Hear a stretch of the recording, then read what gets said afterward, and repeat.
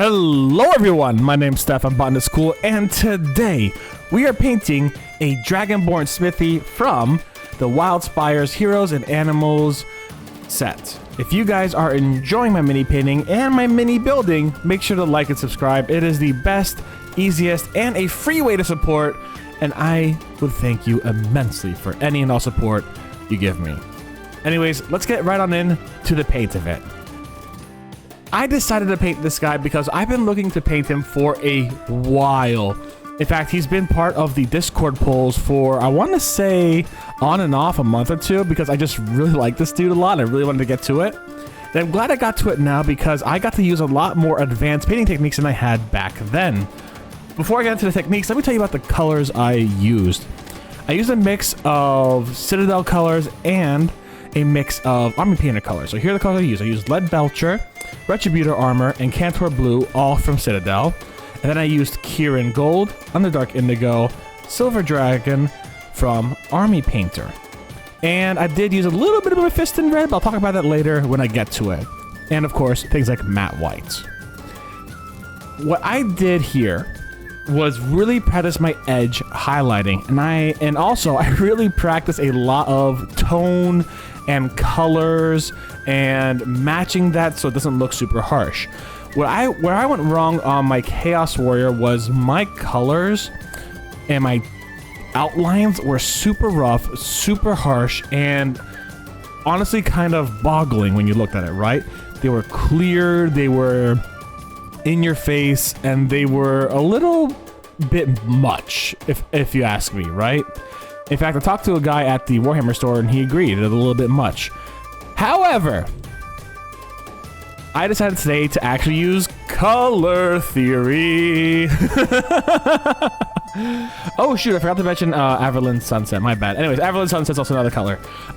So what I did was I put Lead Belcher on all the metal parts, and then I originally tried to edge highlight in white, and I said that doesn't look that good. I want to edge highlight in Silver Dragon. And that looked a lot better. It was a lot more subtle, but it also made those edges pop. And it made them pop real good. I also was able to take all that Lead Belcher for the armor and outline it or highlight it in that silver to make it, again, really, really pop. And it worked marvelously. I really liked it.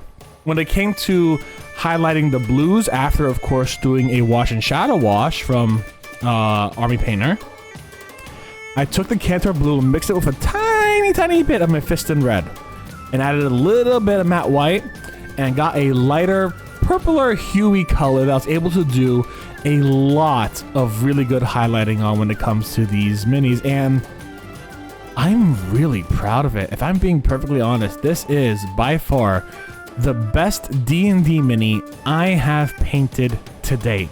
Is it my best mini I've painted? I don't know. These guys admittedly don't come in a significant amount of detail, which makes it a little harder for me to really get those fighting. The funny thing is, like, when it comes to that Games Workshop, there's a lot of nooks and crannies to paint, which means that there's also a lot of details that are a lot easier to get. When it comes to a lot of these other minis, including WizKids, they're a lot smoother with the details being a lot less, like, pronounced, which means it's a little harder to do those kind of outlines. Take a look at the Aboleth painting I did a little while ago. They were very smooth, and the edge highlighting was really kind of me forcing it in there and really getting into those really specific nooks and crannies to try to get a little bit of definition in there. But either way, it was such a fun paint, and I am so silly proud of myself. You guys also probably saw the pixie dust pink we were using on the dwarf there for a little bit. We'll get back to him one day.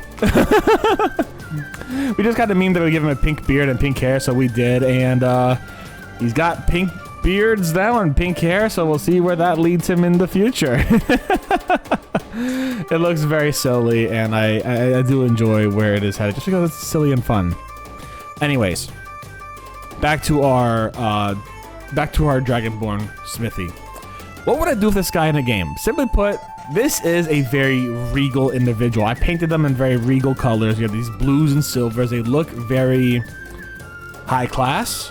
So I would put them in a capital city as an artisan guild leader of some sort, right? Or at least a smithy leader or something along those lines. This person is pretty high up in their profession. They are well known for their craft. Maybe they even have their own like brand that's known realm wide, and everyone who uses their weapons knows their weapons practically by name, and it's a very popular brand that's known for high quality and what have you.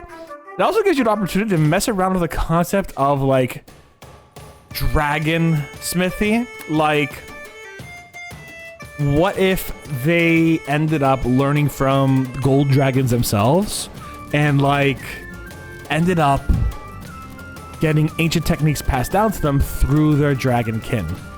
That would be kind of really sick. I think that would be a really cool deal, and also maybe even a good way to introduce like a dragon-based quest into your line. Maybe there's a red dragon harassing the gold dragons. If you want to take the classic metallics are good and chromatic are evil approach. If you don't, of course, do whatever you want, but still, I think there's a lot of cool introductions on what you can do with the dragons here and how you can introduce new and interesting forms of smithing and weaponry and traditions that you may not be able to get in all the other ways you normally would try. Anyways, guys, I hope you're enjoying these videos. I know I certainly am enjoying making them. I film them live over at Twitch, at twitch.tv/Botanist Cool. If you'd like to join me there, feel free to. If you want to support me in a more intimate way, there's a throne down below.